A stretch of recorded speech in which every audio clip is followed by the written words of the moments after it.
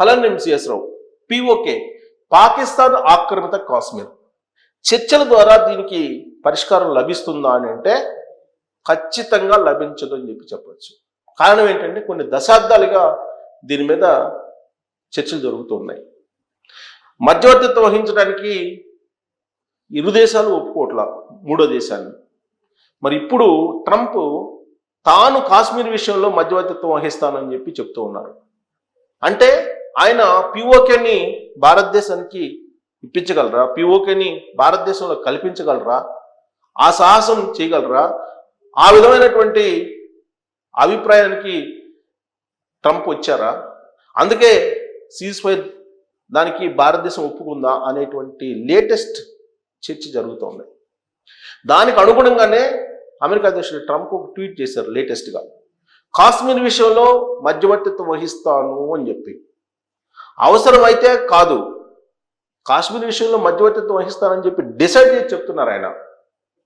అంటే ఎవరు, ఎందుకు ఆయన ఆ నిర్ణయం తీసుకున్నారు?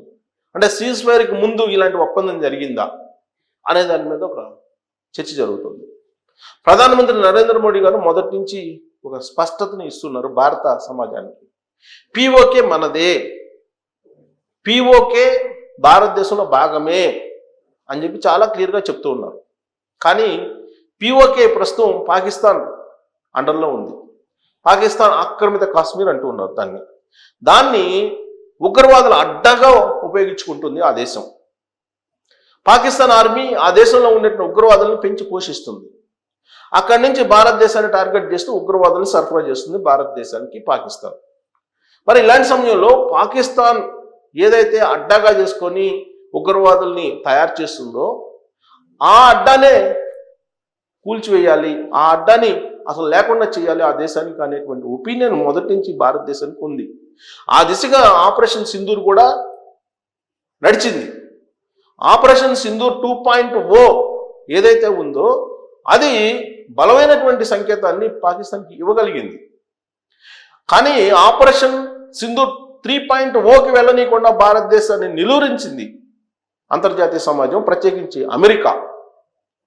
ఎందుకు ఆ విధంగా చేసింది అంటే పిఓకే విషయంలో మధ్యవర్తిత్వం వహించి చర్చల ద్వారా దాన్ని పరిష్కరిస్తానని చెప్పి హామీ ఇచ్చి ఉండాలి.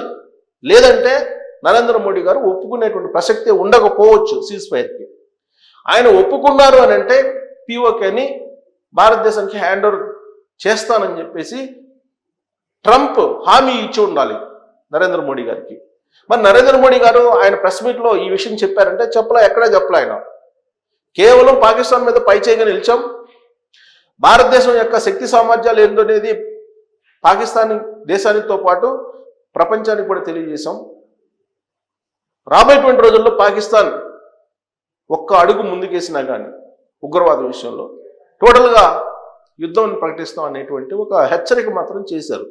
అంతే తప్ప పిఓకే మీద ఆయన మాట్లాడలేదు. పిఓకే మనదే అంటున్నారు, ఎప్పటి నుంచో పిఓకే మనదే అంటున్నారు. పిఓకేని ఎందుకు మీరు ఆక్యుపై చేసుకోలేకపోతున్నారని చెప్పేసి విపక్షాలు కూడా ప్రశ్నిస్తూ ఉన్నాయి. ఇదే సరైన సమయం అని చెప్పి రాహుల్ గాంధీ అంటున్నారు.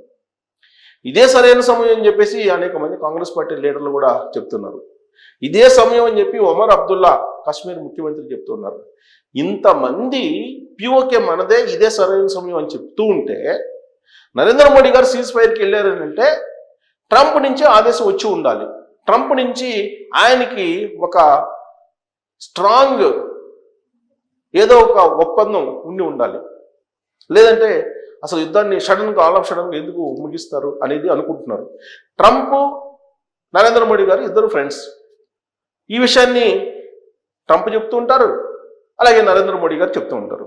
పోనీ వీళ్ళిద్దరు ఫ్రెండ్షిప్ వల్ల భారతదేశానికి ఏమైనా ఒరిగిందా ఇప్పటి వరకు అని అంటే రెసిప్రోకల్ ట్యాక్స్ విషయంలో చూసి చూడనట్టు వ్యవహరించారు, ట్రంప్ కరుణించారు అనేది చెప్తూ ఉన్నారు. మరి చైనాకు కూడా ఆల్రెడీ రెసిప్రోకల్ ట్యాక్స్ విషయంలో ఒక మధ్యవర్తిత్వం వహించుకోవడం ద్వారా చైనా ప్రొడక్ట్స్కి 30% 250కి వెళ్ళినటువంటి రెసిప్రోకల్ ట్యాక్స్ని 30%కి తీసుకొచ్చారు కదా ట్రంప్. మరి చైనా రెసిప్రోకల్ ట్యాక్స్ విషయంలో విజయం సాధించింది కదా. మరి నరేంద్ర మోడీ గారు రెసిప్రోకల్ ట్యాక్స్ విషయంలో ఏ విజయం సాధించారు? ట్రంప్ చైనాకు మించినటువంటి విజయం ఏ సాధించారు? ఫ్రెండ్ అయినంత మాత్రాన ట్రంప్ అనేటువంటి చర్చ కూడా జరుగుతుంది. ట్రంప్కేమో పాకిస్తాన్ కావాలి. ఎందుకు? చారిత్రక నేపథ్యాన్ని తీసుకుంటే అమెరికా పాకిస్తాన్ రెండు ఒకటే, చిరకాల మిత్రులు వాళ్ళు. కాకపోతే సమయానుకూలంగా అవసరానికి అనుగుణంగా నడుచుకుంటూ ఉంటుంది అమెరికా. ఇది చరిత్ర తెలిసినటువంటి వాళ్ళు చెప్పేటువంటి మాట. నమ్మకమైనటువంటి స్నేహితుడు భారతదేశం రష్యా మాత్రమే. యుఎస్ఎస్ఆర్ విడిపోయింది కాబట్టి సరిపోయింది, లేదంటే అమెరికా ఆధిపత్యం కొనసాగి ఉండేది కాదు. కానీ ఇవాళ కూడా రష్యా భారతదేశానికి అండగా ఉంటుంది, భారతదేశం వెంట ఉంటుంది. ఒకవైపు ఉక్రెయిన్ తోటి యుద్ధం చేస్తూనే రష్యా భారతదేశానికి ఆపరేషన్ సింధూర్ 2.0 విషయంలో సహాయ సహకారాలు అందజేసింది. అదే అమెరికా పాకిస్తాన్ మొత్తం స్మాష్ అయ్యేటువంటి చివరి క్షణంలో అడ్డుపడింది, సైంధవ పాత్ర పోషించింది.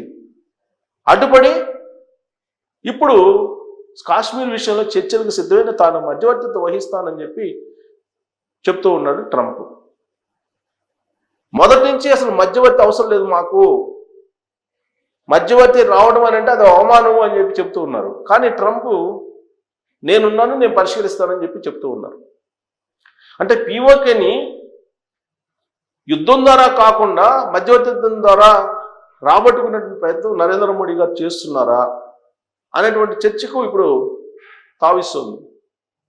కారణం ఏంటంటే ఆపరేషన్ సింధూర్ 3.0 ఉన్నట్టయితే డెఫినెట్గా పాకిస్తాన్ ఆక్రమిత కాశ్మీర్లోకి భారత సైన్యం ఖచ్చితంగా ఎంటర్ అయి ఉండేదే, దాంట్లో ఎలాంటి సందేహం లేదు. ఆల్మోస్ట్ అక్కడికి వెళ్ళిపోయింది. మరోవైపు బెలోచిస్తాన్ లిబరేషన్ ఆర్మీ స్వాతంత్ర్యాన్ని ప్రకటించుకున్నారు. అంటే బెలోచిస్తాన్ లిబరేషన్ ఆర్మీ స్వాతంత్రాన్ని ప్రకటించుకుంది, పాకిస్తాన్ని కాదని. కానీ భారత సైన్యం పీఓకేలోకి ఎంటర్ కాలేకపోయిందా అనేటువంటి ప్రశ్న ఇంకోటి కూడా ఉత్పన్నం అవుతుంది. అంటే దీని అంతటికీ కారణం ఏంటి? ఇన్ని సందేహాలు, ఇన్ని రకాల ప్రశ్నలు రావడానికి అమెరికా ఎంటర్ కావడమే. అమెరికా ఎంటర్ అయింది అని అంటే నరేంద్ర మోడీ గారికి ఏదైనా అభయహస్తం ఇచ్చారా ట్రంప్ పీఓకే విషయంలో? అందుకే నరేంద్ర మోడీ గారు అలాంటి నిర్ణయం తీసుకున్నారనేటువంటి సందేహం కూడా ఇప్పుడు వస్తూ ఉంది.